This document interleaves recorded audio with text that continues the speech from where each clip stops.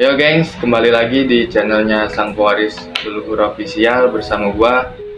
Seperti biasa di konten podcast kita bakal sedikit berbincang dengan salah satu tamu yang tentunya udah kita undang. Pokoknya kalau kepo sama apa yang kita perbincangkan, jangan kemana-mana setelah pesan-pesan yang berikut ini.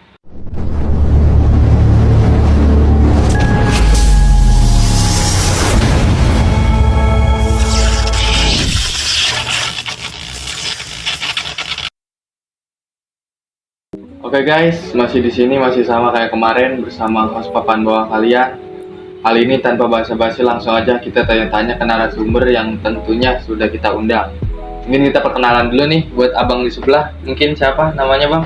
Assalamualaikum warahmatullahi wabarakatuh. Nama saya Diki Firmansyah. Mansyah, dipanggil Bang Diki gitu. Diki. Bang Diki aja. Untuk yang hitam-hitam nih siapa? Udah kayak gauk. Jadi hitam-hitam semua. Iya bener Iya. ya kalau kita pikir-pikir ya. Iya begitu. Coba. Biasa udah nggak asing lagi dah. Ya, duluan nggak ada di video sebelum-sebelumnya. Iya, kikelot gitu. Kikelot, biasa panggil kelot. Kelot gitu. beda. Iya. Iya.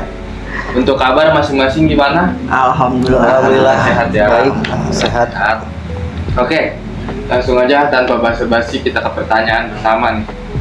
Awal mula nih abang gabung ke Waringin Pitu nih tahun berapa dan alasannya tuh apa pengen gabung ke Waringin Pitu? Alasannya dan tahunnya ya tahun Iya. gabung ya. Iya. Kalau nggak salah 2018 ya bro. Iya. Oh bareng nih ya? Bareng. 2018. Terus untuk alasannya tuh? Alasannya kenapa saya gabung ya emang saya memainnya curug topik ke Parung, Iya. curug topik ke Parung. Itu ya. Nah ya pas saya ngelihat daerah-daerah Pamulang ke sini, luar biasa. Iya, iya. Gitu. Terus kalau buat abang nih awal mula apa ikut dengan Waringin Pitu juga atau gimana? Jadi awal mula saya bisa silaturahmi dengan Waringin Pitu itu melalui teman saya Danu. Nah lewat teman ya. Kebetulan Danu memang muridnya Ustadz Arai, gitu kan. Jadi kenal beliau itu Ustadz Arai itu dari Danu. Ah, iya. Tuh. Itu awal gabung itu apa silaturahmi itu tahun berapa tuh? 2018 sama dengan 2018. Kikelot sama. Ya, ya. Terus nih semenjak kalian berdua nih di Waringin Pitu atau Bintang Timur nih udah mempelajari apa aja tuh bang? Ya ada yang kejawen, ada yang biasa kayak pengasihan gitu. Boleh bang dijelasin mungkin salah satunya? Pengasihan aja ya. Boleh. Biasanya kalau pengasihan ya kebanyakan anak-anak sekolah biasa pada buat cewek wanita Tujuh. gitu. Biar apa itu bang? Ya biar laku kali. Emang laku begitu ya? Gitu. Mungkin abang nih bang Diki semenjak silaturahmi mungkin ada yang dipelajari apa gitu? Kalau untuk belajar sisi keilmuan memang nggak ada, tapi kalau untuk sisi benda pusaka ada. Lebih ke benda ya. Benda gitu. Itu pemberian amanah dari Ustadz Arai itu kulit macan. Kulit macan. Kulit macan itu sekitar tahun 2019 diamanahin ke saya. Itu fungsinya untuk kekebalan dan pagar gaib. Kekebalan dan pagar gaib. Iya iya. Ya. Oke. Terus kita ke pertanyaan selanjutnya nih. Selama di Waringin Pitu atau Bintang Timur bisa disebut ya? Ada hal tersulit nggak tuh bang saat diberi ajian atau amalan tuh? Ya setiap ajian kan pasti punya daya kekuatan dan daya kekuatan itu pasti nggak semudah yang kita Betul. Jadi sesuai apa yang pengen digapai ya? Iya pasti. Cobaan itu lebih dahsyat. Betul. Terus apa tuh bang yang tersulit menurut abang tuh kayak gimana tersulit itu? Yang tersulit Amalan ajian gitu. tersulit itu apa? Ya puasa tirakatnya seminggu Puasa. itu nggak boleh nih ya tirakatnya. Terus kalau buat Bang Diki nih, mungkin selama di Waringin Pitu kan yang tadi abang bilang diberi benda pusaka, mungkin ada cara atau merawatnya kah atau cara-cara tersulit untuk itu bang? Jadi kalau untuk merawat menjaga benda pusaka kulit macan itu tidak terlalu sulit gitu. Amalannya pun pendek, hanya seminggu sekali setiap malam Jumat itu kita oles minyak. Gitu. Jadi disesuaikan dengan yang biasa saya pakai gitu. Saya pakai Japaron kan, jadi saya kasih minyak Japaron. Mungkin kalau buat di luar di Waringin Pitu ada amalan-amalan tertentu yang mungkin menurut abang level tersulitnya abang lah. Jadi sekali aja mungkin saya perkenalan diri ya. Jadi saya juga punya padepokan sendiri namanya Padepokan Maung Halimun. Kebetulan memang saya ketua padepokannya. Gitu. Guru besar saya namanya Maulana Yusuf gitu. Jadi memang saya yang diamanahin lah untuk memegang mengurus padepokan ini. Dulu kita pernah cekcok ya, hampir kita mau ngetes ya berdua ya. Iya dulu. Antara padepokan gitu. Iya. Waduh. Karena Salah paham. Nah, dari situ kita jadi bersatu itu. Iya. Iya, dulu pernah mau ngetes di Jemblongan. Ya kan bener. Tapi akhirnya jadi. Ya enggak, akhirnya ya kan kita sama-sama ketua harus menyikapi semua itu dengan baik. Justru Iya. jadi ketua tuh bukan sembarang enak, bukan apa. Iya.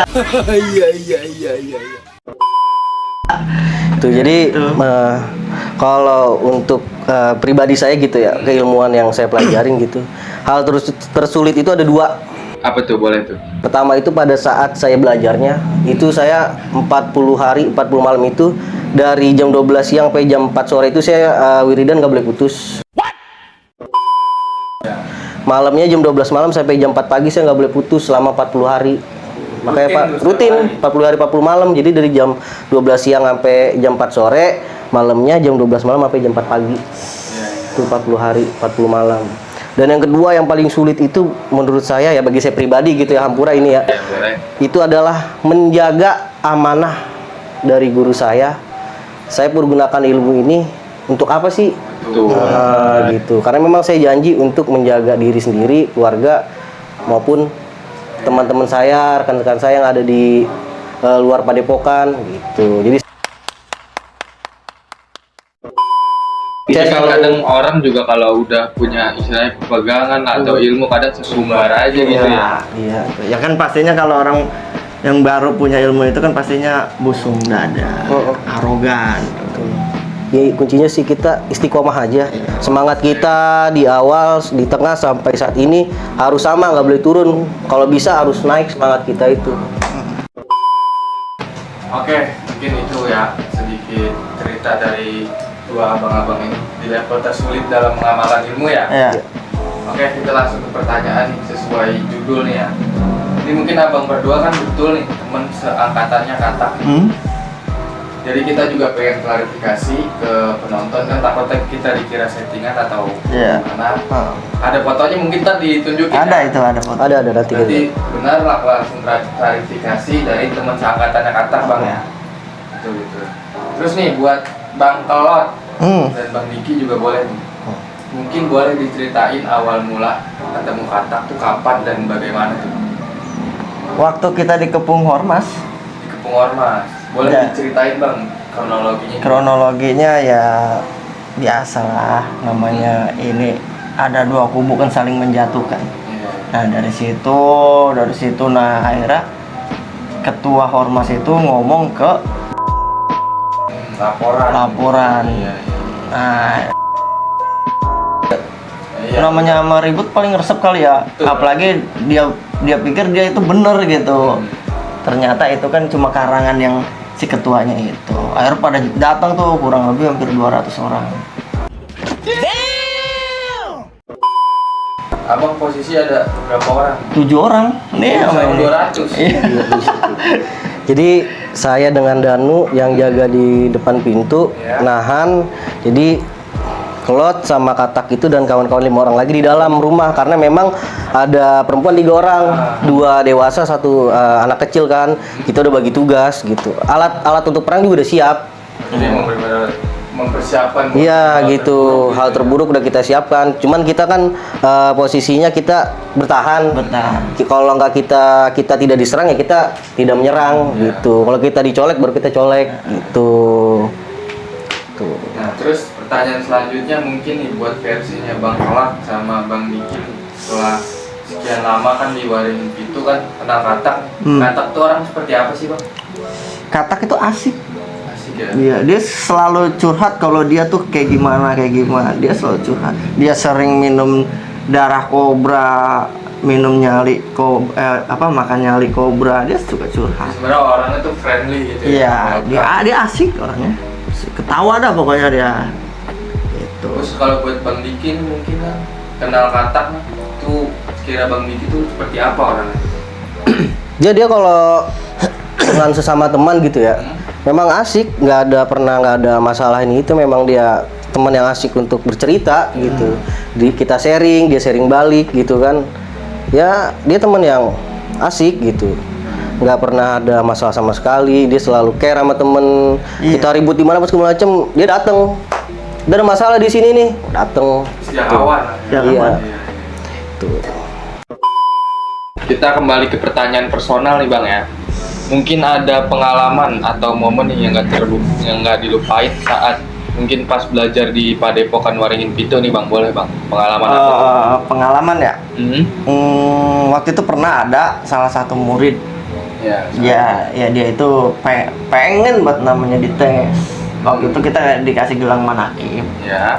Ibaratnya gelang manakib. Nah, habis dikasih kata guru Kilawang tuh, dia bilang nggak usah dites. Nanti juga kalau emang kalian ini pasti ada yang ngetes sendiri. Ya, balik ke keyakinan ya. Nah iya, kalau saya kan emang ya alhamdulillahnya kalau misalkan ada yang pikiran yang nggak enak, kita bisa tahu gitu. Akhirnya waktu itu ada pertigaan, kan emang waktu itu kita sebelum pulang, yuk kita lewat sono, bang gitu, lurus. Ada pas perasaan saya nggak enak, saya belok kanan. Oh, ngambil beda jalur. Iya, posisinya 5 motor, berarti kan 10 orang kalau dua-dua. Iya. Itu yang 4 ngikutin saya, yang 1 belakangan lurus. Oh, tinggalan dia, kehilangan jejak abang ya. Nah, kan waktu itu dia lewat JB itu Jalan Baru, tembusannya pelopor. Nah, pas di Jalan Baru itu dia ketemu orang dari jauh ngedipin lampu tuh, lampu jauh. Akhirnya dia berhenti kan pelan bawahnya. Pas dipepet ngeliat, oh nggak kenal. Oh, ternyata orang malah nggak dikenal ya? Iya, nggak dikenal. Jadi karena spion dia itu nggak ada, sebenarnya kalau begal itu lebih takut kalau spion itu ada. Karena setiap pengendara itu pasti wanti-wanti ngeliat spion. Nah, akhirnya pas dipepet begitu, dia ngebut langsung jauh, putar balik, ngeluarin sajam.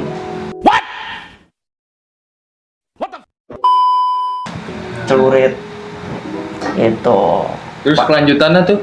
Pas dipepet beradu pala motor, itu dia ngehantam tangan ya, biar dia jatuh tuh. Ngehantam tangan, langsung dia refleks kan. Posisi lagi dibacok gitu. Nah, dia refleks. Digituin. Nah, itu hampir jatuh dia tuh, goyang dia. Langsung dia ngetebas lagi. Kena perut yang bonceng di belakang.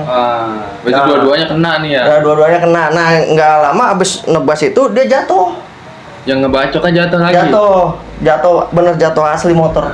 Jatuh motornya jatuh, langsung diriin. Nah, itu saking anak-anak itu ketakutan, namanya awam ya. Dia ngebut, ketemu di gang pelopor itu. Akhirnya ketemu saya. Kenapa? Bang gitu. Bang, saya tembus kenapa? Bang gitu. Saya dibegal, Bang. Serius lo? Iya, di mana? Di JB, Bang, Jalan Baru, kata dia gitu. Terus lu nggak apa-apa? Saya tembus, Bang. Lu kena apa? Tangan saya, Bang. Saya lihat robek gitu. Mungkin tembus tuh masuknya nggak jadi berdarah gitu, nggak kebal gitu ya? Pikiran dia luka. Dia tembus, Bang. Akhirnya saya lihat, ini nggak apa-apa. Iya, Bang, nggak apa-apa, Bang. Jadi dia malah kaget sendiri. Dia malah kaget sendiri, namanya orang awam kan, ibaratnya gitu. Ini nggak apa-apa, Bang, kata dia. Akhirnya pas saya lihat yang di perut, saya buka bajunya, ini juga nggak apa-apa, Bang, gitu.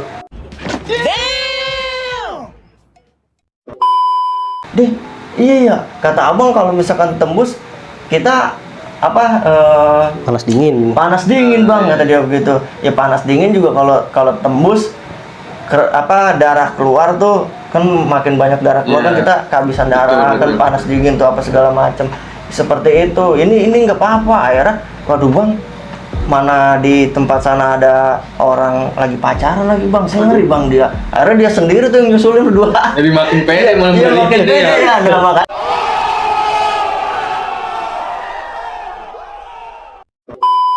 kalau setiap ilmu kalau dia udah pede ngerinya kayak gitu. Betul, sesumbar, kebablasan. Iya. Sombong apa gimana gitu. Nah kalau buat Bang Diki nih mungkin ada momen-momen yang gak terlupakan saat main-main ke Padepokan Waringin Pitu mungkin? Pernah. Jadi Ustadz Arai itu pernah nyuruh saya untuk nyoba wiridan di musola gitu kan, di musola Waringin Pitu. Ya saya nyoba tuh kan wiridan di situ. Ya di situ keluar semua tuh penunggu di Padepokan itu kan, musola itu pada keluar. Ada perempuan pakai kebaya. Oh diwujudin langsung. Wujud gitu ya? langsung gitu kan.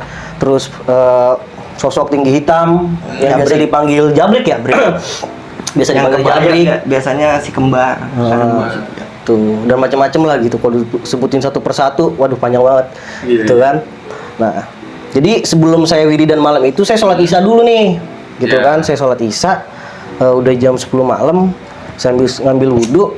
Pas saya mau takbir sholat isya itu, saya dengar ada yang jalan di belakang saya pikir ada anak-anak yang belum sholat ikut sholat. Gitu ya. Nah, ya udah. Pas saya selesai sholat, saya ngucap salam, saya nengok ke belakang nggak ada orang.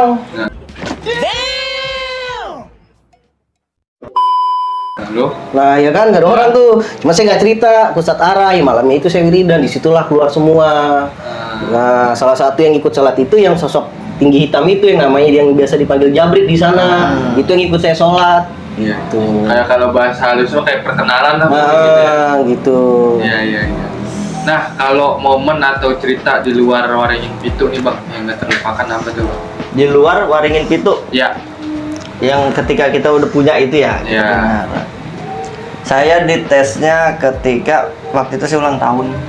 Itu adek saya mau pulang ke rumah istri kan. Saya biasa di rumah orang tua dulu. Ya. Nah itu adek langsung buka kulkas ngambil telur. Lapar. Lapar. Ya mungkin.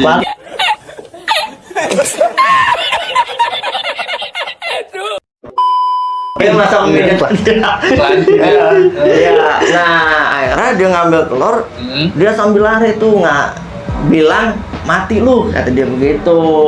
Waduh. Dia bilang mati lu, akhirnya ya kita juga punya refleks ya. Iya. Dia pas bilang mati lu mau begini, kita tangkis tangan tuh. Kita bilang kita giniin aja. Iya. Itu emang kan kalau emang di rumah mah ada jemuran yang dari balok tuh dicor bawahnya. Iya. Biasa dia langsung mental situ nabrak. Gitu, tapi nabrak itu dia habis nabrak gitu. Dia masih sempet nyambit. Ya jaraknya enggak, ya jarak semeter itu masih bisa lolos ya. Gitu. Masih bisa lolos dah, enggak kena gitu. Pokoknya 2 kali ulang tahun, pas yang tahun berikutnya ulang tahun, saya lagi video call, itu bocah megang apa? Telur, emang niat kalau niat jelek ya insya Allah ya kita lindungin. Itu di pala, plek, mengapa sih bocah, bang gitu? Kagak, gitu. Kita mah nggak tahu, kita malah lagi, lu ngapa sih apa bahaya sih lu, bang gitu. Pas kata dia, lu ulang tahun, kata adik saya begitu. Deh, iya ya, pas kita udah pasrah. Jadi baru begitu. Iya, pas kita udah pasrah, baru di sini pecahnya di sini. Pas di pala itu nggak apa-apa ya. Iya. Pas pecah di badan. Terus kalau buat Bang Diki nih mungkin ada pengalaman di luar apa nih yang gak terlupakan gitu? Ini mah sampai kapan tuh saya juga gak bakal lupa gitu ya. Jadi ini masalah warisan lah, warisan keluarga ayah saya di daerah Tangerang. Jadi ya ada salah satu keluarga juga lah yang nguasain itu. Gitu. Jadi ayah saya datang ke sana itu untuk ngurus.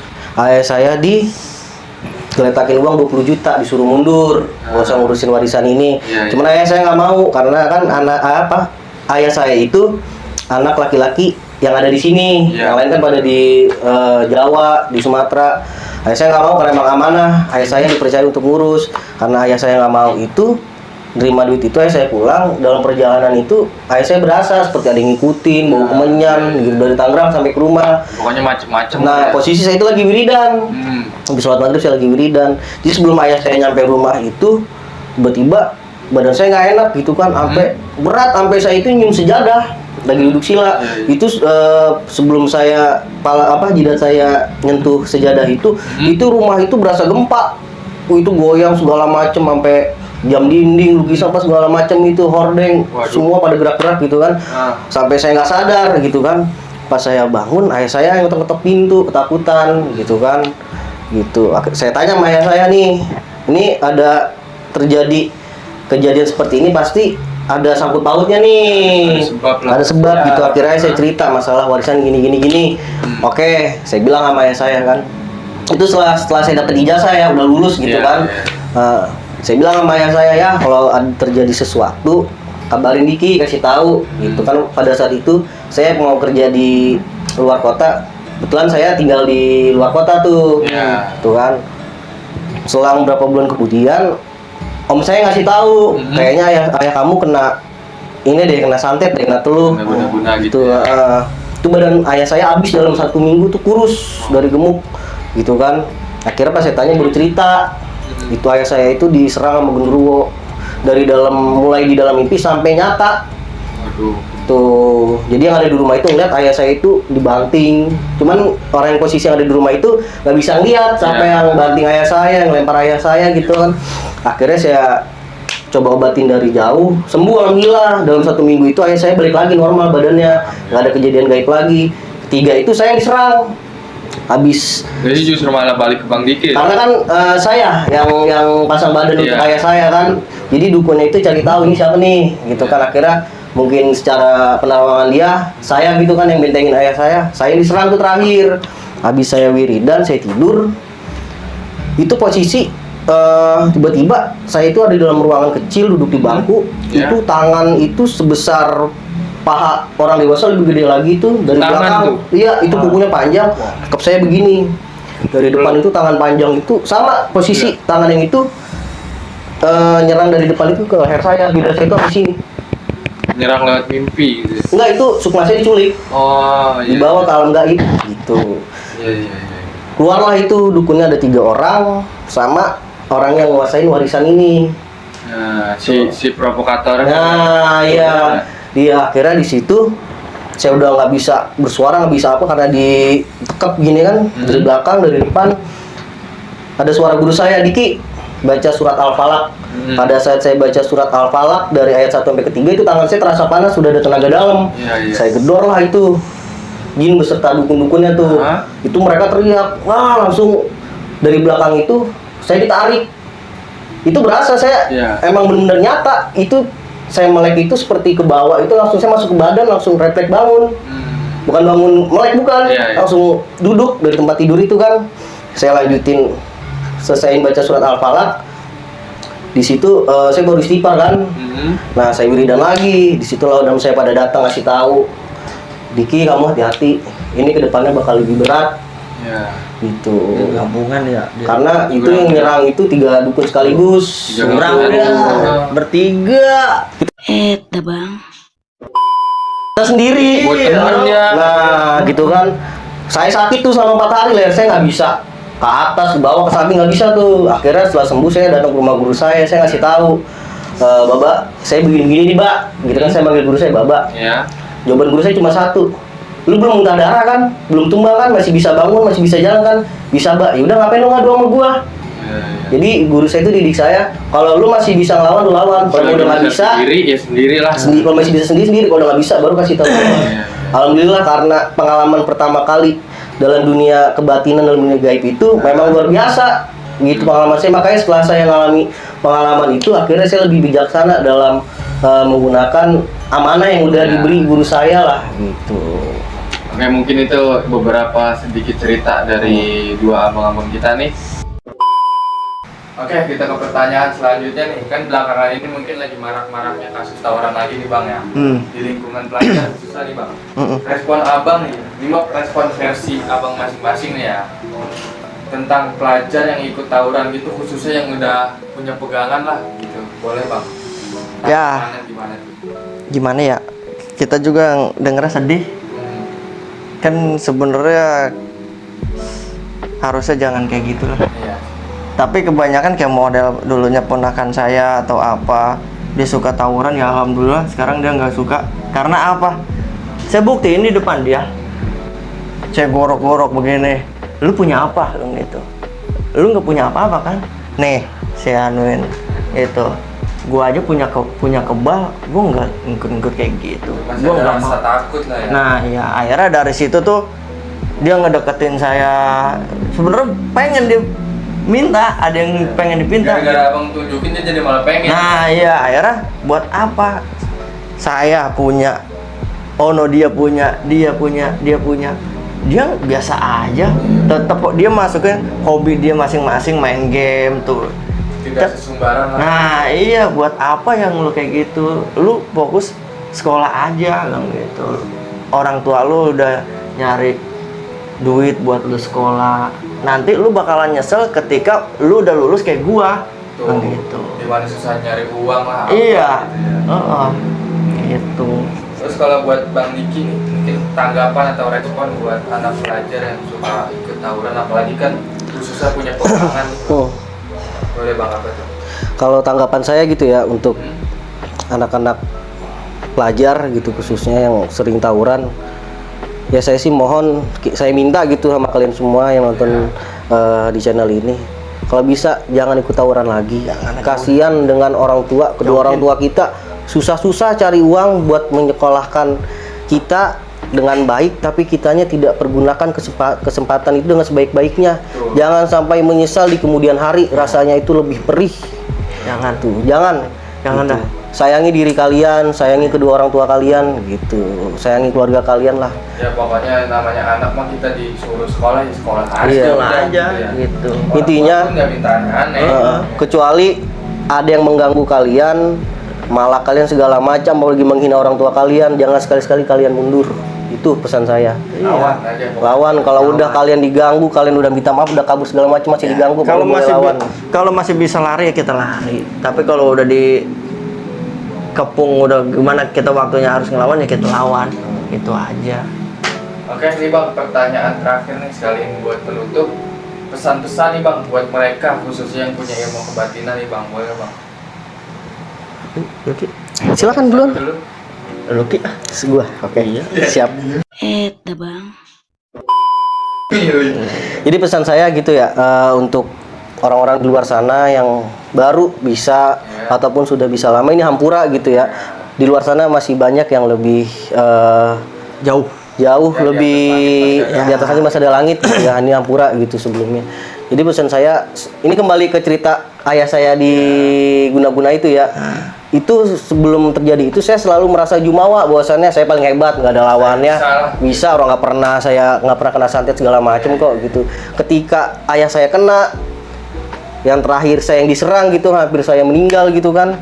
Nah, dari situ saya belajar bahwasannya di atas langit masih ada langit. Jangan pernah sombong, jangan pernah merasa dikjaya bahwasannya kita ini yang paling hebat, jangan gitu.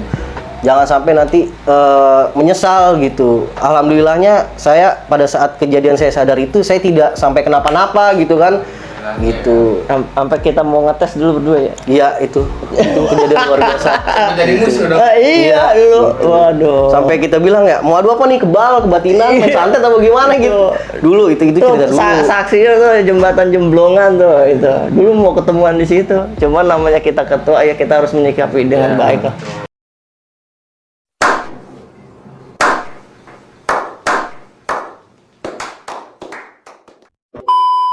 Gitu. Terus kalau buat Bang Kalap nih, pesan-pesan buat mereka nih yang mempunyai ilmu itu di luar atau jangan apa atau gimana? Kalau saya ya, kalau emang cuman sekedar wapak-wapak, jangan sombong dah. Gitu. Wapak paling ini batasnya berapa sih? 40 hari. Gitu. Ya mau ilmu apapun lah ya. Iya, jangan sombong. Ibaratnya kalau kita udah berani nampakin itu, semakin banyak yang banyak mau ngetes. Gitu. Kita mendingan adem ayem kayak gini Iya. aja. Gitu. Justru kadang yang punya tuh malah diem-diem ya. Yang Ya kita malah sebenarnya kita berusaha buat nutupin, bukan malah berusaha buat ini ngeluarin. Iya. Jadi kalau kitanya seperti itu, bukan hanya manusia aja yang pengen ngetes, Iya. gaib pun pengen ngetes juga. Iya. Gitu, ini orang keilmuannya, hodamnya udah sampai semana sih, sampai Iya. sombongnya bukan manusia aja, jadi jin pun ingin ngetes juga. Gitu. Oke guys, sekian itu saja mungkin perbincangan kita di konten podcast kali ini bersama tamu yang sudah kita undang juga. Kalau kalian suka dengan konten seperti ini, jangan lupa di like, comment, and subscribe nih. Jangan lupa di-share juga. Aktifin juga tombol lonceng notifikasinya agar nggak ketinggalan video terbaru dari kita. Oke, itu aja. See you next video.